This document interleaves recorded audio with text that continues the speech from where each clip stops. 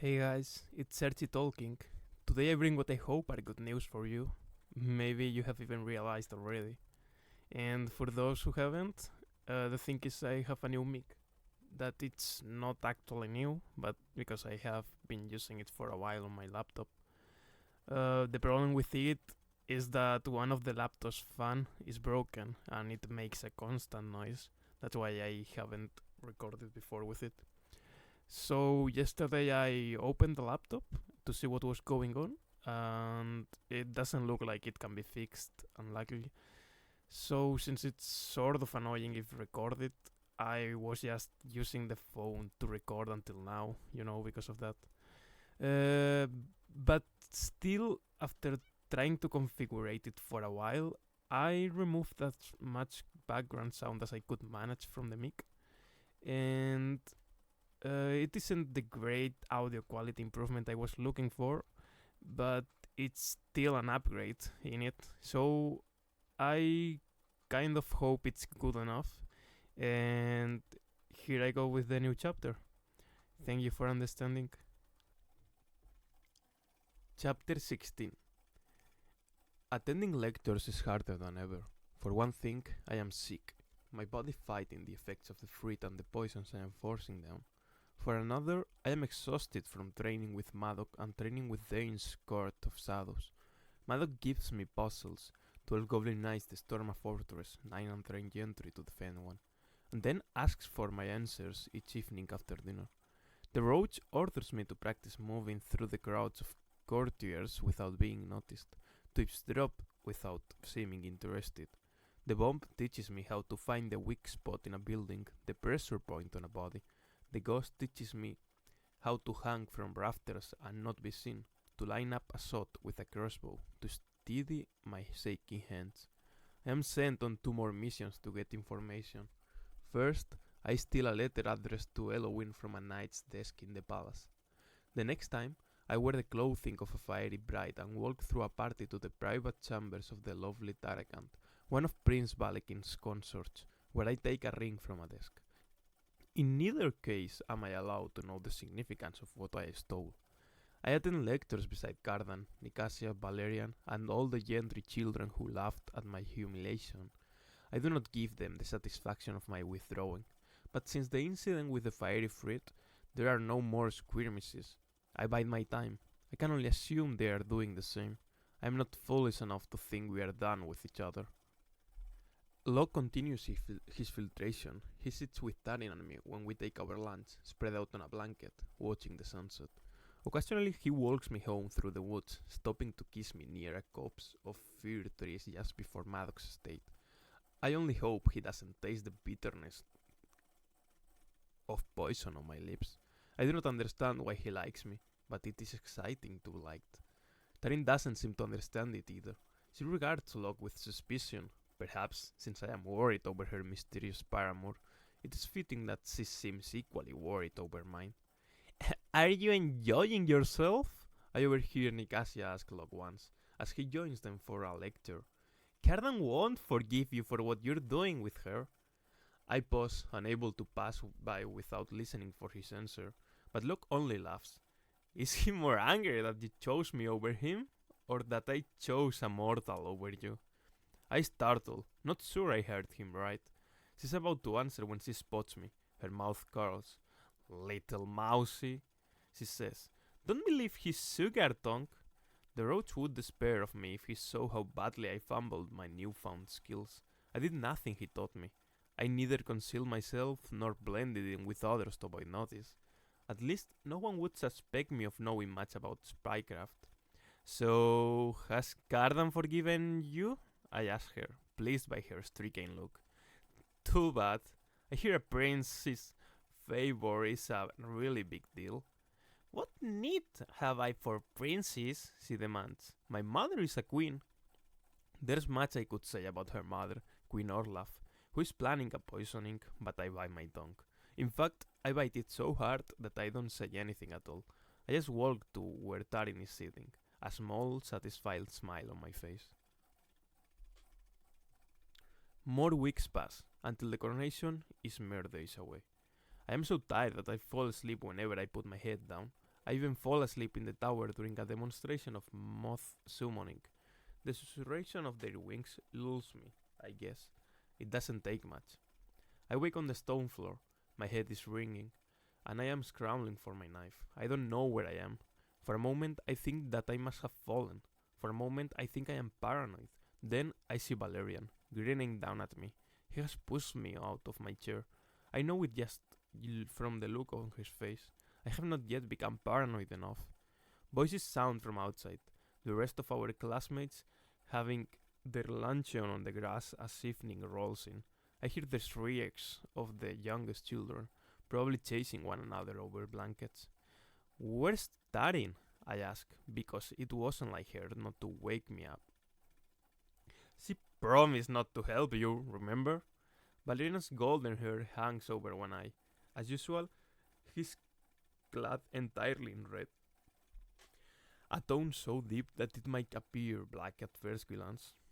Not by word or by deed. Of course, stupid me to forget I was on my own. I push myself up, noticing a bruise on my calf as I do. I am not sure how long I was sleeping. I brush off my tunic and trousers. What do you want? I'm disappointed, he says slyly. You bragged about how you were going to best Cardan, and yet you've done nothing, sulking after one little prank. My hand slides automatically to the hilt of my knife. Valerian lifts my necklace of rowan berries from his pocket and smirks at me. He must have cut it from my throat while I slept. I shudder at the thought that he was so close to me, that instead of slicing the necklace, he could have sliced the skin. Now you will do what I say. I can practically smell the glamour in the air. He's weaving magic with his words. Call down to Cardan. Tell him he's won. Then jump from the tower. After all, being born mortal is like being born already dead. The violence of it, the awful finality of his command, is shocking. A few months ago, I would have done it. I would have said the words. I would have leapt. If I hadn't made that bargain with Dane, I would be dead. Valerian may have been planning my murder since the day he choked me. I remember the light in his eyes then, the eagerness with which he watched me gasp. Tarin had warned me I was going to get myself killed, and I bragged that I was ready for it. But I am not. I think I'll take the stairs, I tell Valerian, hoping I don't seem half as shaken as I am. Then, acting as though everything is normal, I go to move past him. For a moment, he just looks confused, but his confusion quickly morphs into rage. He blocks my escape, moving in front of the steps. I commanded you. Why don't you obey me? Looking him dead in the eye, I force myself to smile. You had the advantage of me twice, and twice you gave it away. Good luck getting it again. He's sputtering, furious. You're nothing. The human species pretends it is so resilient. Mortal lives are one long game of make-believe. If you couldn't lie to yourselves, you'd cut your own throats to end your misery. I am struck by the word species, by the idea that he thinks I am something entirely else, like an ant or a dog or a deer. I am not sure he's wrong, but I don't like the thought. I don't feel particularly miserable right at the moment. I can show him I am afraid. His mouth curls. What happiness do you have? Rotting and breathing? You'd go mad if you accepted the truth of what you are. You're nothing. You barely exist at all. Your only purpose is to create more of your kind before you die. Some pointless and agonizing death. I look at him in the eye. And? He seems taken aback, although the sneer doesn't leave his face. Yeah, sure. I am going to die. And I am a big liar. So what? He pushes me against the wall hard. So you lose. Admit that you lost. I try to shrug him off, but he grabs for my throat, fingers pressing hard enough to cut off my airflow. I could kill you right now, he says, and you would be forgotten. It would be as though you'd never been born. There is no doubt in my mind that he means it. No doubt at all. Gasping, I pull the knife from my little pocket and stab him in the side, right between his ribs. If my knife had been longer, I would have punctured his lung. His eyes go wide with shock. His grip on me loosens. I know what Madoc would say. To push the blade higher. Go for an artery. Go for his heart. But if I manage it, I will have murdered one of the favored sons of Fiery. I cannot even guess my punishment. You're no killer. I bulk and pull the knife free, running out of the room. I shove the bloody blade into my pocket. My boots clatter on the stone as I head for the stairs. Looking back, I see him on his knees, pressing a hand to his side to stanch the blood. He lets out a hiss of pain that makes me recall my knife is cold iron. Cold iron hurts Fieries a lot. I could not be gladder of carrying it. I round the corner and nearly ran down to Darin. Jude! She exclaims. What happened? Come on, I tell her, dragging her toward the other students. There's blood on my knuckles, blood on my fingers, but not much. I rub it off on my tunic. What did he do to you? Darin cries as I hustle her along. I tell myself that I don't mind that she left me. It wasn't her job to stick out her neck, especially when she made it abundantly clear she didn't want any part of this fight. Is there a treacherous part of me that's pissed off and sad that she didn't kick me awake and damn the consequences? Sure, but even I didn't guess how far Valerian would go or how fast he'd get here. We're crossing the lawn when Cardan veers in our direction. He's wearing loose clothes and carrying a practice sword. His eyes narrow at the blood, and he points the wooden stick at me. You seem to have cut yourself. I wonder if he's surprised that I am alive. I wonder if he watched the tower the whole time during his luncheon, waiting for the amusing spectacle of me jumping to my death. I take the knife out from under my tunic and show it to him, stained a flinty red. I smile. I could cut you, too. Jude! Darin says. She's clearly shocked by my behavior. She should be. My behavior is shocking. Oh, go already, Cardan tells her, waving her off with one hand. Stop boring us both. Darin takes a step back. I am surprised too. Is this part of the game? Are you dirty, blade, and even dirtier habits supposed to mean something? His words are airy, drawling. He's looking at me as though I'm being uncouth by pointing a weapon at him, even though he's the one with the minion who assaulted me twice. He's looking at me as though we're going to share some kind of witty repartee, but I am not sure what to say. Is he really not worried about what I might have done to Valerian? Could he possibly not know Valerian attacked me? Darin spots Locke and takes off toward him, hurrying across the field. They converse for a moment, then Darin departs. Cardan notices my noticing. He sniffs, as though the very smell of me offends him. Locke starts toward us, all loose limbs and shining eyes. He gives me a wave. For a moment, I feel almost safe. I am immensely grateful to Darin for sending him over. I am immensely grateful to Locke for coming. You think I don't deserve him? I say to Cardan. He smiles slowly, like the moon sleeping beneath the waves of the lake. Oh no, I think you're perfect for each other. A few moments later, Locke has an arm thrown around my shoulders. Come on, he says. Let's get out of here. And so, without a backward glance at any of them, we do. We walk through the crooked forest, where all the trees are bowed in the same direction, as though they've been blown by a strong wind since they were saplings. I stop to pick a few blackberries from prickly stems of bushes growing between them. I have to blow tiny sugar ants from each before putting it in my mouth. I offer a berry to Locke, but he demurs.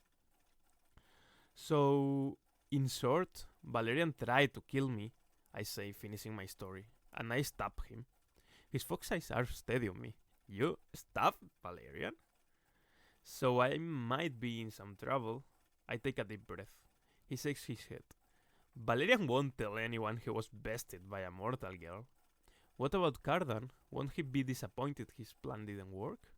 I gaze out at the sea visible between the trunks of the trees. It seems to stretch on to forever.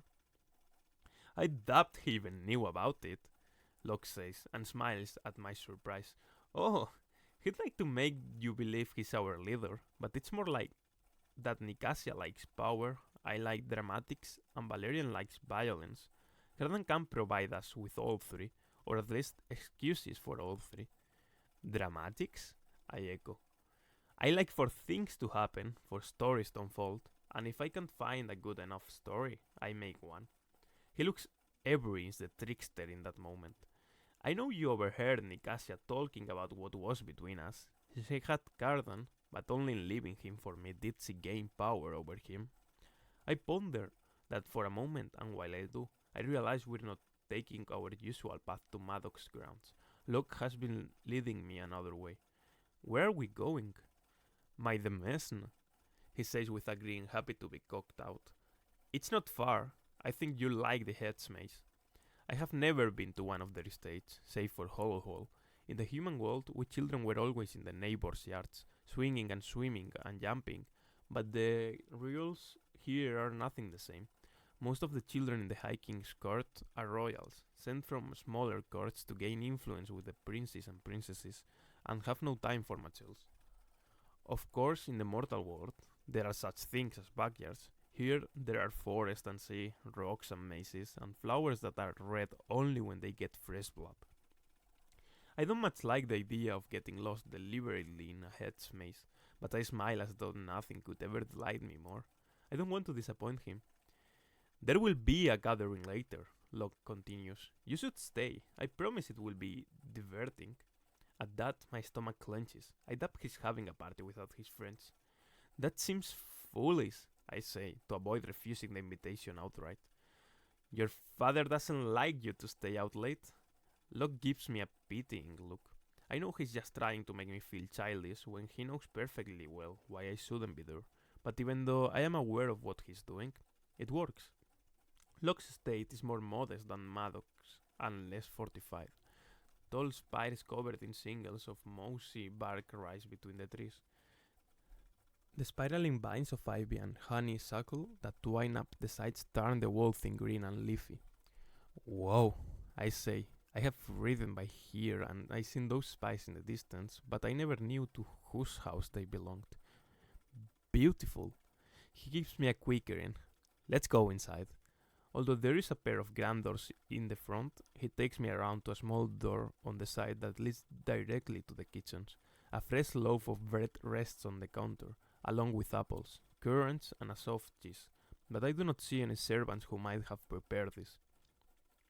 I think, involuntarily, of the girl in Hollow Hall cleaning Cardan's fireplace. I wonder where her family thinks she is, and what bargain she made. I wonder how easily I could have been her. Is your family home? I ask, pushing that thought away. I have known, he tells me. My father was too wild for the cart. He liked the deep, feral woods far better than my mother's intrigues. He left, and then she died. Now it's just me. That's terrible, I say, and lonely. He shakes off my words. I've heard the story of your parents, a tragedy suitable for a ballad. It was a long time ago. The last thing I want to talk about is Maddox and murder. What happened to your mother? He makes a dismissive gesture in the air. She got involved with the hiking. In this cart, that's enough. There was a child. His child, I suppose. And someone didn't want it born. Blaser mushroom. Although he began his speech airily, it doesn't end that way. Blaser mushroom. I think of the letter I found in Balikin's house from Queen Orlaf.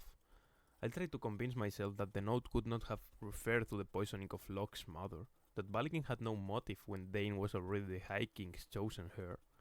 But no matter how I try to convince myself, I cannot stop thinking about the possibility of the horror of Nicasia's mother having had a hand in Locke's mother's death. I shouldn't have asked. That was rude of me. We are children of the tragedy. He shakes his head and then smiles. This is not how I meant to begin. I meant to give you wine and fruit and cheese. I meant to tell you how your hair is a beautiful and curling wood smoke, your eyes the exact color of walnuts. I thought I could compose an ode about it, but I am not very good at odes.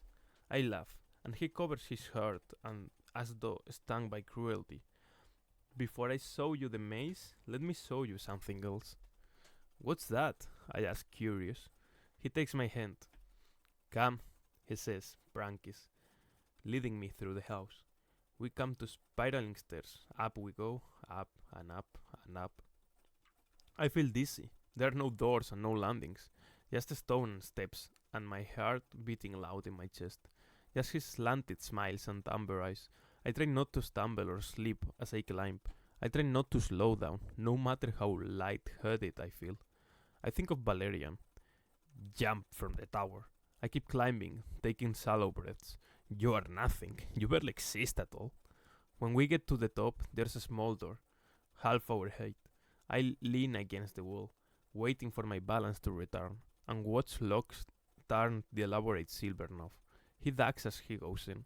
I still myself, push off the wall, and follow, and gasp. We're on a balcony at the very top of the tallest tower, one higher than the tree line. From here, lit by starlights, I can see the maze below and the folly in the center. I can see the above ground parts of the palace of Elham, and Maddox State, and Balekin's Hollow Hall. I can see the sea that encircles the island, and beyond it, the bright lights of human cities and towns through the ever-present mist. I have never looked directly from our world into theirs. Locke puts his hand against my back, between my shoulder blades. At night, the human world looks as though it's full of fallen stars. I lean into his touch, pushing away the awfulness of the climb, trying not to stand too close to the edge. Have you ever been there? He nods. My mother took me when I was a child. She said our world would grow stagnant without yours. I want to tell him that it's not mine, that I barely understand it, but I get what he's trying to say, and the correction would make it seem as though I didn't. His mother's sentiment is kind, certainly kinder than most views of the mortal world. She must have been kind herself. He turns me towards him, and then slowly brings his lips to mine. They are soft, and his breath is warm. I feel as distant from my body as the lights of the faraway city. My hand reaches for the railing. I grip it hard as his arm goes around my waist, to ground myself in what's happening, to convince myself that I am here and that this moment, high above everything, is real. He draws back. You really are beautiful, he says. I'm never so glad to know they cannot lie. This is incredible, I say, looking down. Everything looks so small, like on a strategy board. He laughs, as though I cannot possibly be serious. I take it you spend a lot of time in your father's study? Enough, I say. Enough to know what my odds are against Cardan, against Valerian and Nicasia, against you. He takes my hand. Cardan is a fool. The rest of us don't matter. His smile turns slanted. But maybe this is a part of your plan.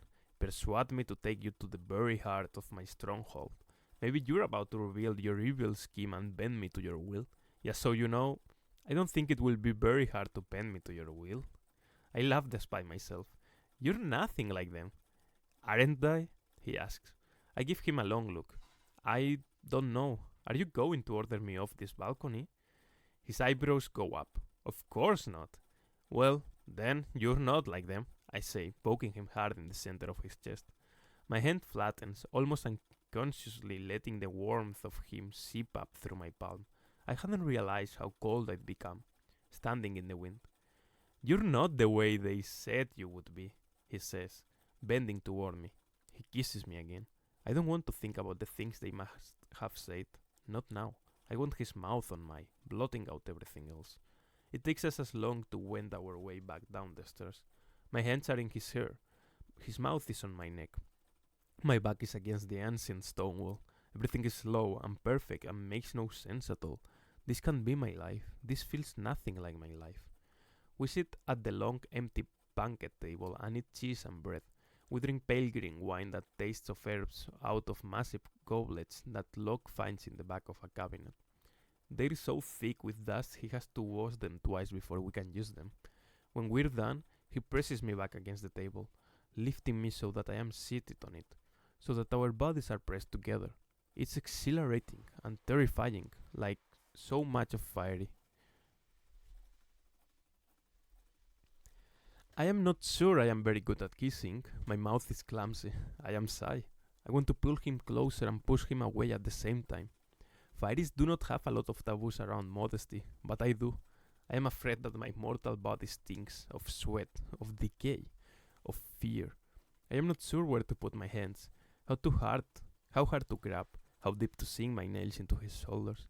And while I know what comes after kissing, while I know what it means to have his hands slide up over my bruised calf to my thigh, I have no idea how to hide my inexperience.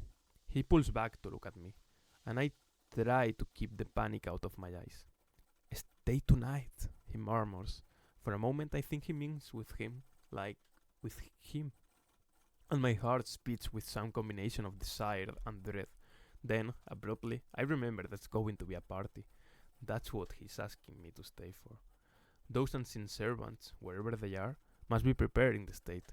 Soon Valerian, my would-be murderer, might be dancing in the garden. Well, maybe not dancing. He'll probably be leaning against a wall stiffly, with a drink in his hand, bandages around his ribs, and a new plan to murder me in his heart. If not new orders to murder me from garden. Your friends won't like it, I say, sliding off the table. They'll quickly be too drunk to notice. You can't spend your life locked up in Maddox's glorified barracks. He gives me a smile that is clearly meant to charm me. It kind of works. I think about Dane's offer to give me a love mark on my brow and wonder if Locke might have one, because, despite everything, I am tempted. I don't have the right clothes, I say, gesturing to the tunic I have on, stained with Valerian's blood. He looks me up and down longer than an inspection of my garments requires. I can find you a gown. I can find you anything you'd like. You ask me about Cardan, Valerian and Nicasia. Come see them outside of school. Come see them be foolish and drunk and debased. See their vulnerabilities, the cracks in their armor. You've got to know them to beat them, right?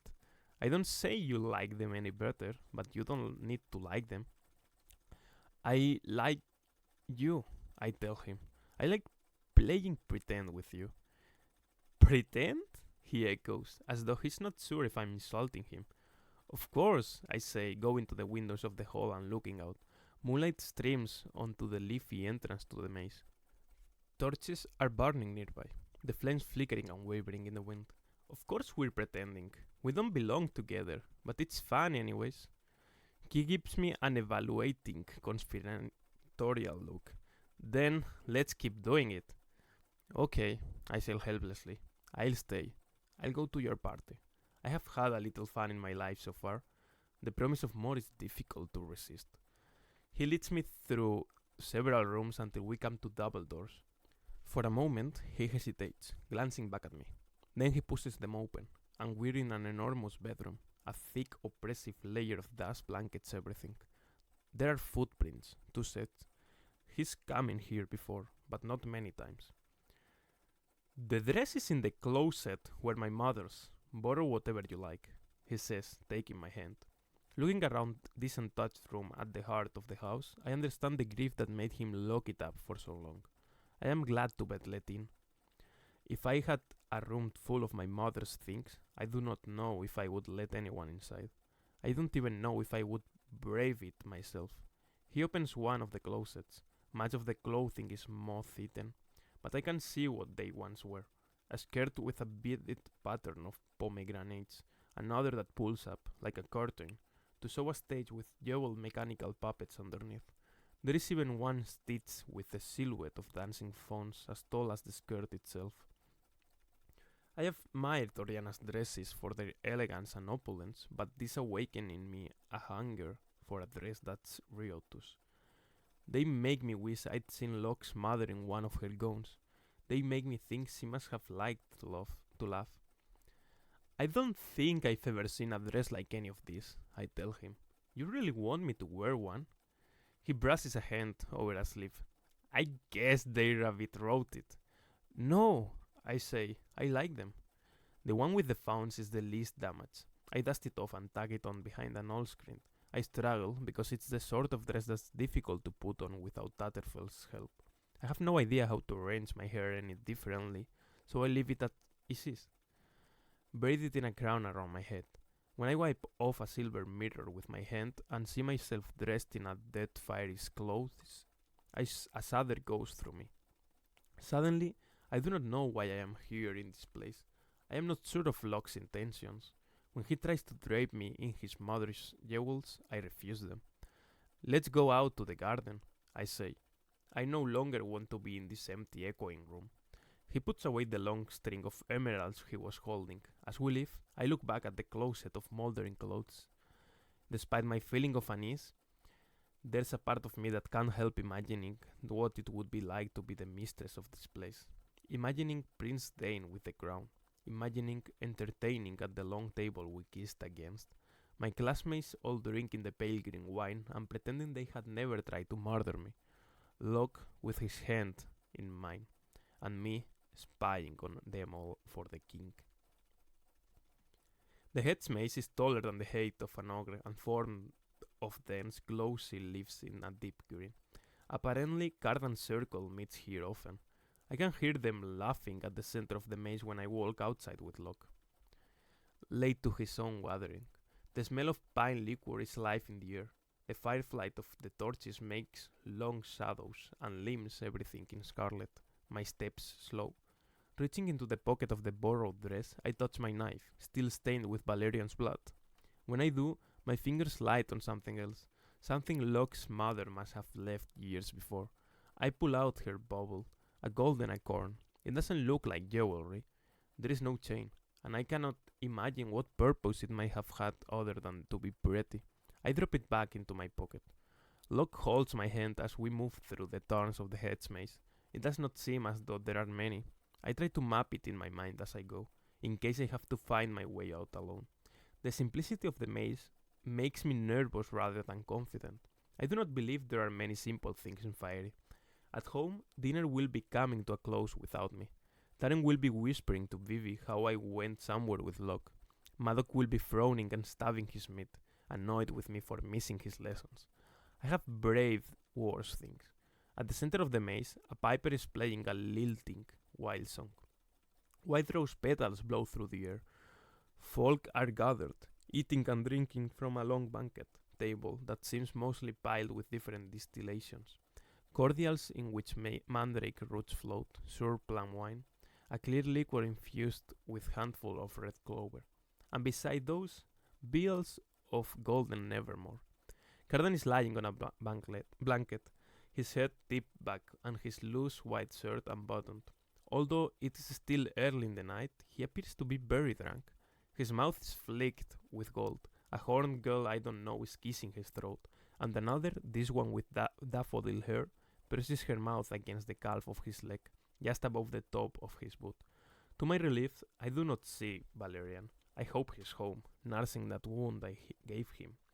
Locke brings me a thimbleful of liquor, and I take a tiny scalding sip for the sake of politeness. I start coughing immediately. At that moment, Cardan's gaze goes for me. His eyes are barely open, but I can see the sign of them, wet as star. He watches me as the girl kisses his mouth, watches me as she slides her hand beneath the hem of his silly ruffly shirt. My cheeks heat. I look away, and then I'm angry with myself for giving him the satisfaction of seeming uncomfortable. He's the one who's making a spectacle of himself. I see a member of the Circle of Worms has chosen to grace us with her presence tonight, Nicasia says, swanning up to us in a dress with all the colors of the sunset in it. She peers into my face. But which one is it? The one you don't like, I tell her, ignoring her gif. That makes her give a high false laugh. Oh, you might be surprised how some of us feel about both of you. I promise you better amusement than this, Locke says stiffly, taking my elbow. I am grateful when he pulls me toward a low table with pillows strewn haphazardly around it, but I can't help giving Nicasia a small antagonizing wave as I go. I pour out my thimble of liquor onto the grass when Locke isn't looking. The piper finishes, and a naked boy, shining with gold paint, takes out a lyre and sings a filthy song about broken hearts. Oh, lady fair, oh, lady cruel, how I miss your sweet misrule. I miss your hair, I miss your eyes, but most of all, I miss your thighs. Locke kisses me again, in front of the fire. Everyone can see it, but I don't know if they're looking. because I close my eyes as tightly as they will go.